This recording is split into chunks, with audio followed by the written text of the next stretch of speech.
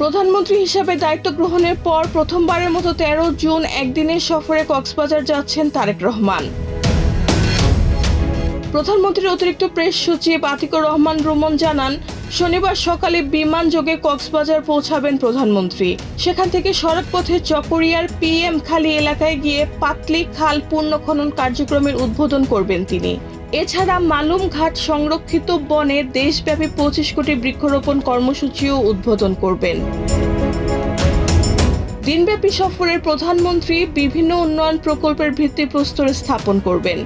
বিকেলে চকরিয়া বাস টার্মিনালে স্থানীয় বিএনপির আয়োজিত এক জনসভায় প্রধান অতিথি হিসেবে বক্তব্য দেওয়ারও কথা রয়েছে। পরে সন্ধ্যায় তিনি সুধীর সমাবেশে অংশ নেবেন।